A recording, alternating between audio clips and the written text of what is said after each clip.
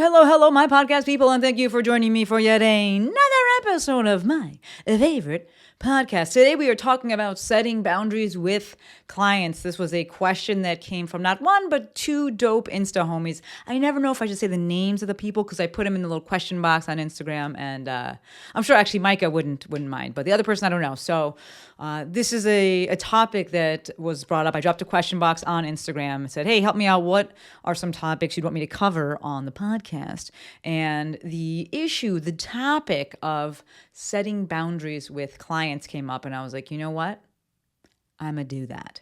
So before we hop on into the episode, I want to reference last Thursday's podcast episode, which was episode number 476 with my homie, my girl, my heart, Erica Webb. The name of that episode was People Pleasing, Perfectionism, and Finding Peace. And I'm throwing it back to that episode, or bring that episode up because I realize that my approach to things can feel very objective, and because of that, it can feel maybe cold. It can feel maybe, I don't want to say harsh. I don't think that I come off as harsh, but I think sometimes people are like, you just don't understand. And I'm like, okay, maybe I don't. I do believe that at the end of the day, action is the answer, and that's what I'm always looking at. Like, what are the action items? But I do understand that there's also a ton of value in feeling validated, not just by what someone says, but feeling validated because perhaps they have a shared experience. And so Erica, came on the podcast and talked about her own issues, her own struggles with things, namely kind of in the people-pleasing world, perfectionism, kind of flirting with anxiety, the mental health side of things, and I just think I think overall it was a phenomenal episode. So I'll probably be promoting that episode for a bit. But I think that episode will pair nicely with this one. So we will link that in the show notes. Thank you, Courtney.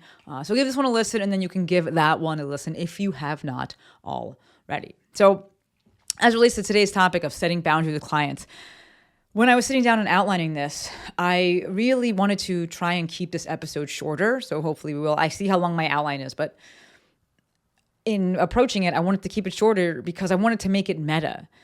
Because, to quote the great James Olivia Hillman, boundaries are basic. And it is my fear that if I make this episode very long, and I devote a ton of time to it, how do I want to say that? If I make this episode super long, that's what I should say. If I make this episode super long, it will give folks the impression that they should, I hate that word, but they should be devoting a ton of time and energy to this topic of boundaries. And I think that we've given it more weight than it deserves. Of course, I want to validate the difficulty that some folks have regarding setting and upholding boundaries, whether it's with their family, their friends, or in this case, their clients, and the internal, turmoil and struggle that it causes them. But at the end of the day, I truly do believe that what James Olivia said is right. Boundaries are basic. Notice that statement is not boundaries are easy, or if you can't do it, then you're a little bitch. Like, I didn't say that, but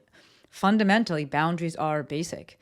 So I think it was a past episode. Part of me thinks maybe it was a conversation, but I think it was a past episode with James Olivia.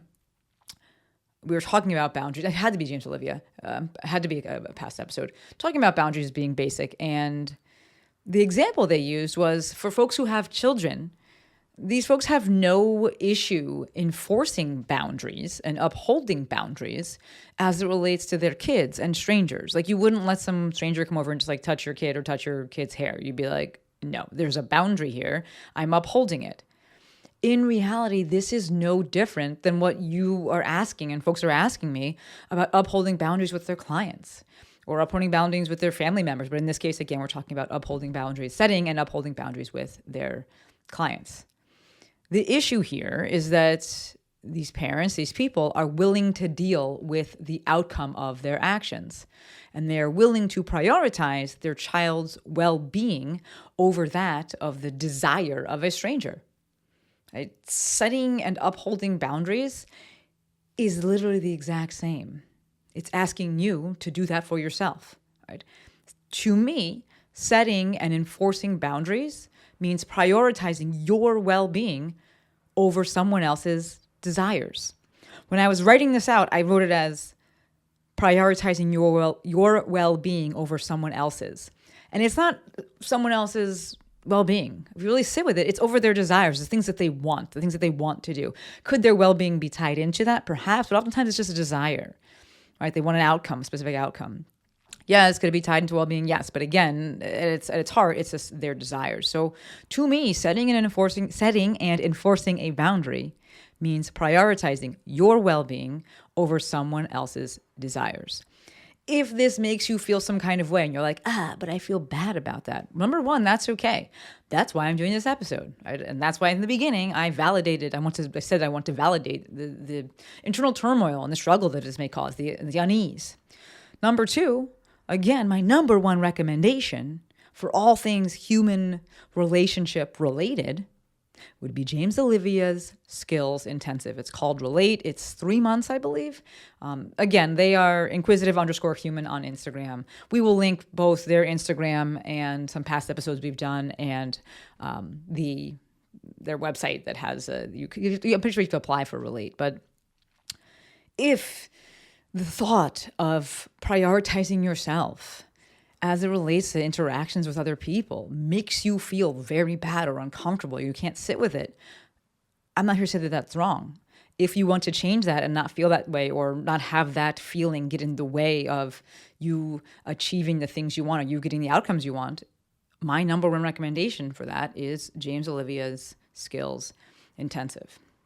All right, so we'll put that in the show notes. I'm not an affiliate or anything like that for it. I want the world to be a better place. So to me, as it relates to upholding these boundaries, right? Setting boundaries and upholding boundaries, it all comes down to your ability to trust yourself to handle the outcome.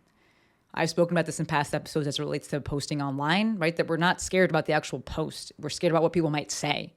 We're scared about the interaction. And if we could trust ourselves to handle that interaction with a potential troll, we would post, right? It would make it that much easier. So we know, we have to understand, we've all done it, we've been through it. If we do not think we can handle the outcome, if we don't want that outcome, we'll avoid it. We'll avoid doing the thing. We'll try to control the situation. We'll try to manipulate the situation. We'll try to control the other person. And ultimately, we'll sacrifice what we truly and actually want because we're like, I feel like I'm scared, I can't handle that outcome.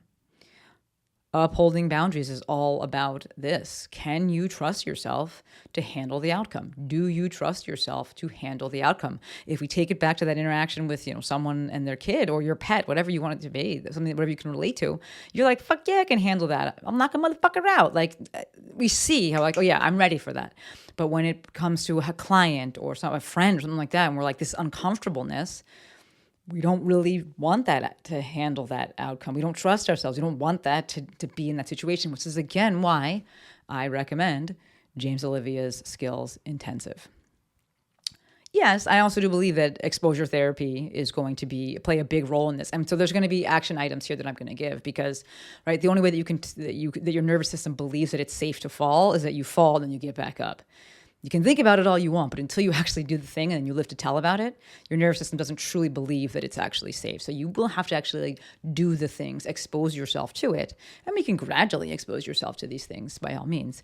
But it is worth saying that you will have to actually experience this outcome. And maybe it's a little bit unpleasant. But again, I want to kind of equip you with the tools to go into that encounter and work through that outcome. And again, I'll say it a million times, that's James Olivia's Skills Intensive. So I'm going to interject a little nuance here because sometimes you do got to kiss a little ass to get what you want, but you should probably stop kissing it when it tastes bad. And this discussion right here, I kind of feel like this is like tying in like I'm just going to say it because I'm old, kind of the Gen Z things and work and worth and basically doing shit that you don't want to do. I think that we're starting to conflate and confuse boundaries and just doing things that you don't want to do. And like, I don't want to actually write that paper. It's not like crossing a boundary though, that the teacher asks you to write that paper, right? But if you take it as it relates to work, right? And I'm thinking about when I was employed at like a PT clinic, there were times I was like, I don't want to do this. But I did it because, to me, the ultimate question that I'm asking myself is this going to get me what I want? Maybe I don't do this is not like fun, I don't like it, but ultimately I win, right? So what is the phrase where, you lose the battle, but you win the war, whatever. I want the bigger outcome. So This isn't necessarily directly boundary related because we're talking about well-being versus things you don't want to do. They're not necessarily the exact same, but I thought it was worth mentioning and bringing up when I was outlining this, because it's kind of like a related topic, a tangential topic. And I think that money comes into this as well, because the people are asking about upholding boundaries with clients, and I get it. Money is a valuable resource. And in the beginning, like, you oftentimes was willing to take any clients and do whatever because you're like, I need to eat. I need to make money. And I get it. I don't fault you for that. I don't shame you for that, right? Sometimes you got to kiss a little ass to get what you want. But we should stop kissing ass when it tastes bad, right? At some point, money cannot outweigh your well-being. And when we start to get towards that, and then we start to see this, like, it's more than just, I don't want to do it. It's that it goes against my values, or like, maybe it's like, I just really don't want to fucking do it. Or, we're starting to see, I think when we really, really don't want to do it, that's when perhaps we can see the well-being start to come in, and like it affecting our well-being, because we're like, we hate this thing so dang much, right? So at some point, money cannot and should not outweigh your well-being. And then that's when we take action and we flip. So the big action items, like I said earlier, I do believe that boundaries are basic, but just saying that is not enough. We need some exposure therapy. We need to show our nervous system that we can handle this outcome, and some steps and what we do.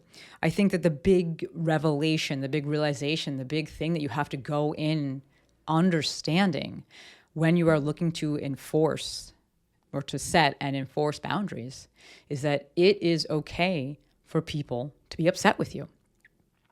I've actually been having this conversation quite frequently recently, and there's no like longer, more fancy, fancier way to say it. It's okay for people to be upset with you.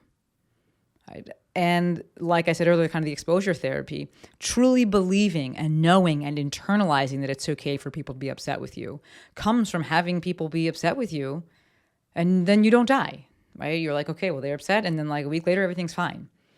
You have to go through that. The flip side is that maybe that person gets upset with you, and then it does get worse, and it requires you to set and uphold more boundaries. Because again, this is about prioritizing your well-being over someone else's desires. I do believe that for the most part, what we'll experience is that first category where people may be a little bit upset, but then they're like, okay, well, whatever. Like, it passes, and then they're fine.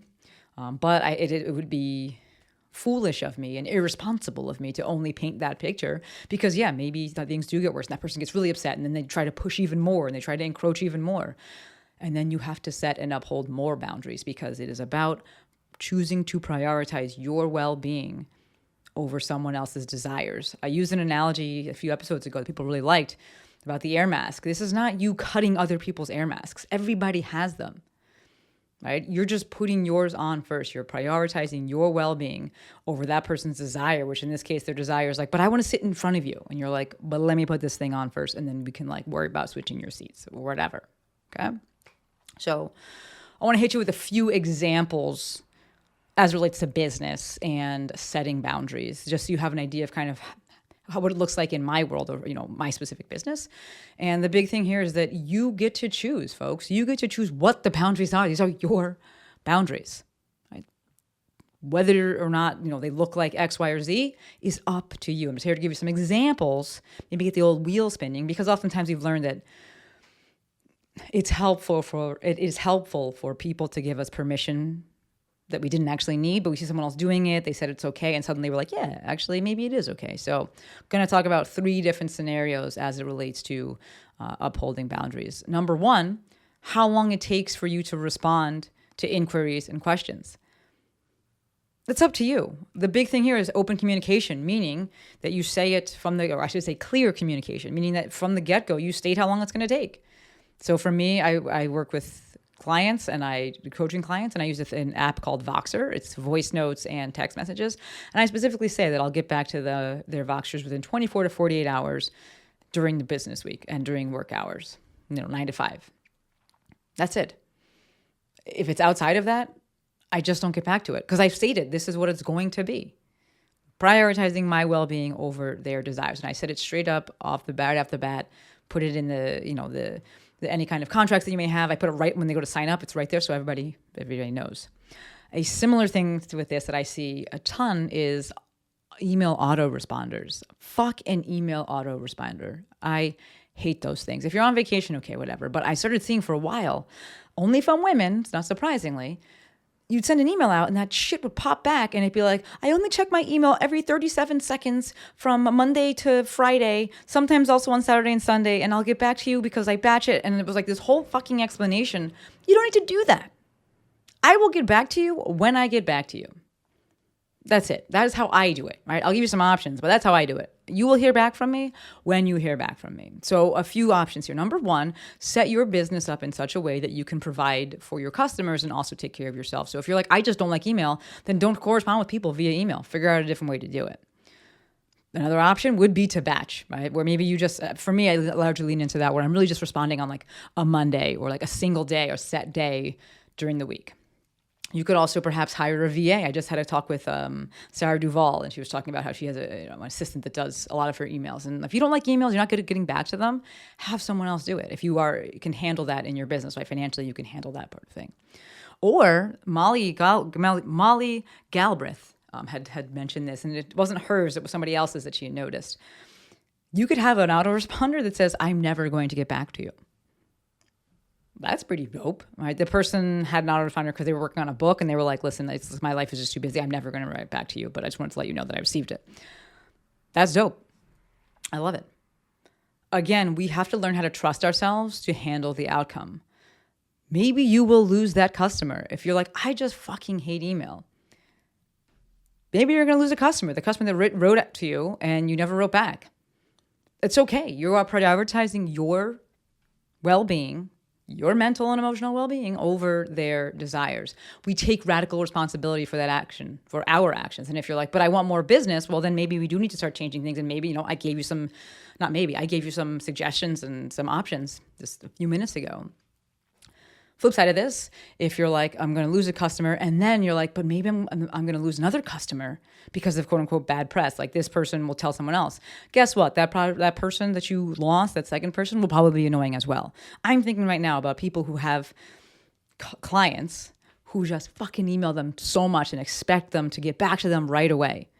Set and uphold the boundary, right? Meaning you decide when you want to get back to people. If you lose that customer, that's okay. If they go and tell someone else and that person's like, ew, they didn't get back to you in 5 seconds, I don't want to work with them. Good for you, because they were going to be a pain in your ass. Okay, so how long it takes you to get back to inquiries and things like that, that's going to be up to you. What's out there, what's standard, it's based on a broken fucking system. So you don't have to be like, well, it's professional to do it in X amount of time.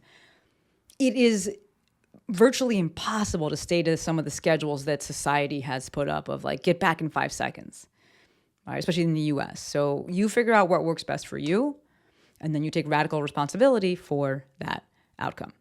Second example, as it relates to setting and upholding boundaries with clients, is how and where people can ask questions. This is something that I come across a ton with the people that I work with. And oftentimes people have, a Facebook group for their offer, and then the person is also on Instagram, and they're receiving messages or receiving DMs from people that are in a program, and they want people to ask questions, but in the Facebook group. So this, as you see, first step is making sure that you set the expectations very clearly from the jump. And it's like, hey, all questions need to be asked in the Facebook group and will be answered, Monday through Friday or whatever day. And you will learn this as you go, right? You'll learn this as you run your programs, and you're like, actually answering every day is too much. Next round, I'm just going to answer it on the one day. You will figure that out, and then just state it clearly at the beginning. If you stated it and then you've expressed to this person, right? This person keeps DMing you and you're like, please go and ask this in the Facebook group. And yes, of course, all this, we're being kind. This isn't some like, I have boundaries, fuck you. It's literally just like, hey, this is how the program runs. Go and ask it there so everyone can learn from it. Appreciate you. Everyone that I've worked with has been totally fine with that, right? But if you find someone that is not listening, it's also okay to ignore them and just be like, I'm not reading these DMs. It's okay to choose to not relate to someone if they are not relating with you, right? And if you've tried relating, they're not listening, they're not hearing. It's okay to just be like, I'm not dealing with this.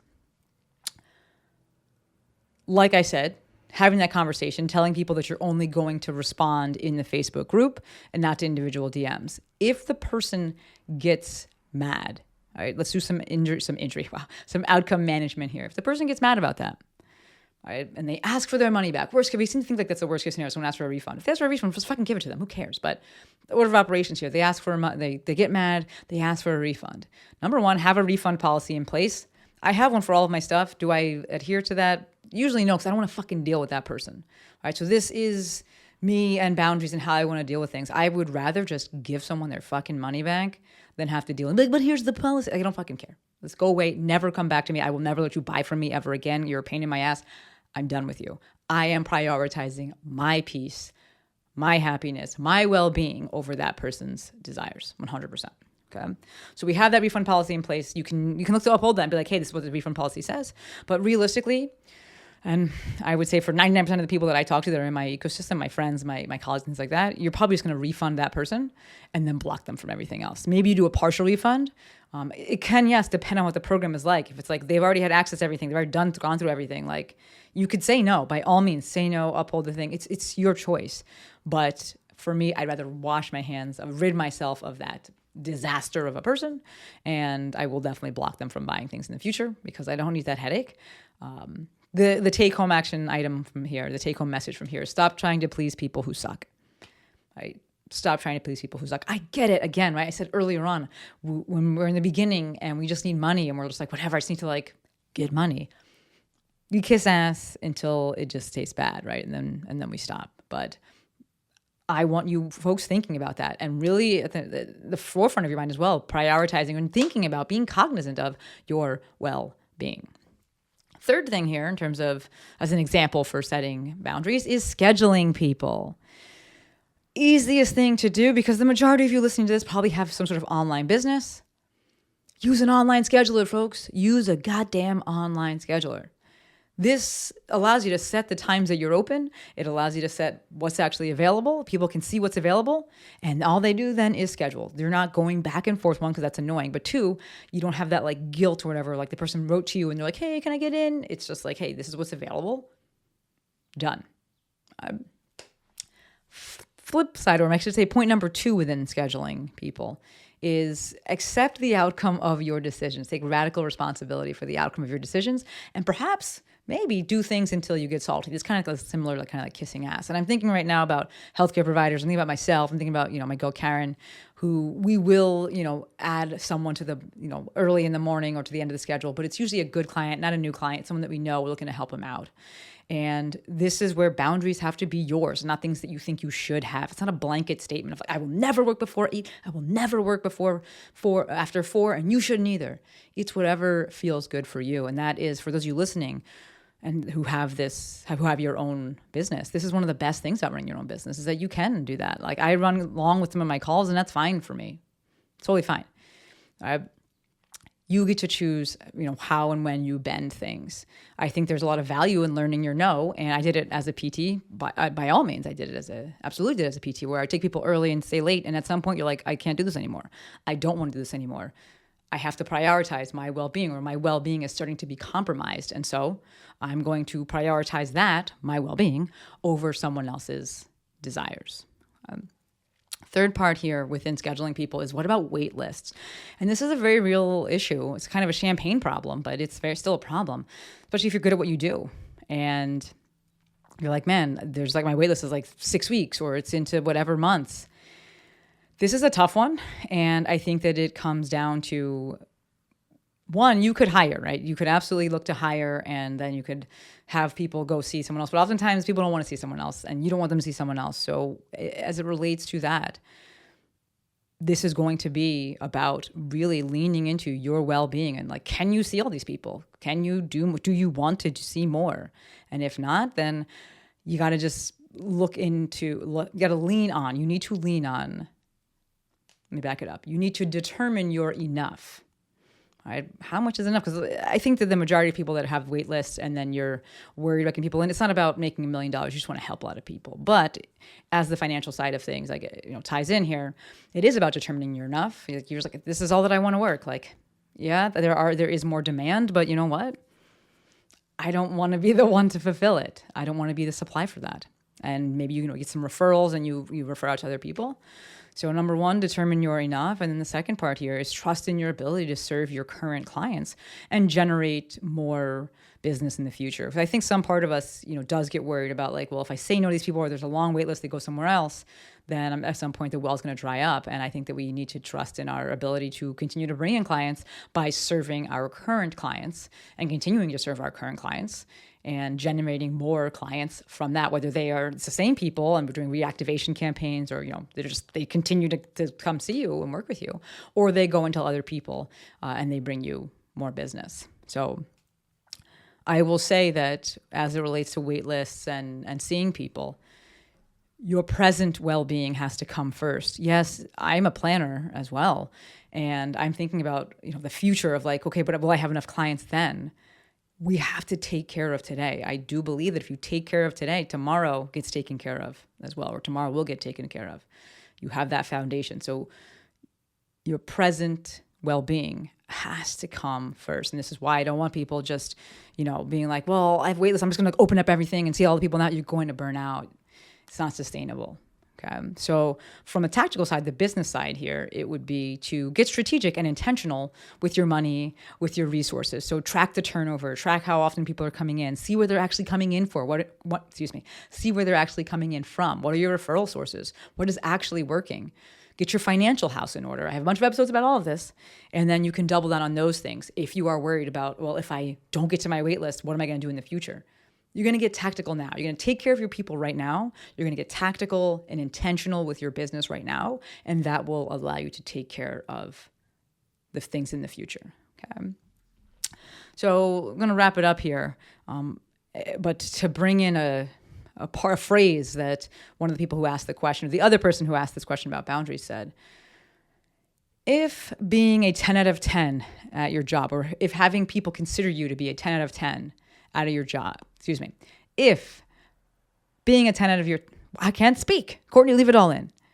If being a 10 out of 10 at your job requires you to compromise your boundaries, you don't want that job. Am I speaking for you? Yes. Yes, I am. And I'm putting it into the ether because I've learned that sometimes people just saying something makes it okay for us to think that thing. So I'm putting it out there. If the only way that people see you as a 10 out of 10 at your job is if you compromise your boundaries, you don't uphold your boundaries, you do not want that job. All right? To me, setting and enforcing a boundary simply means prioritizing your well-being over someone else's desires.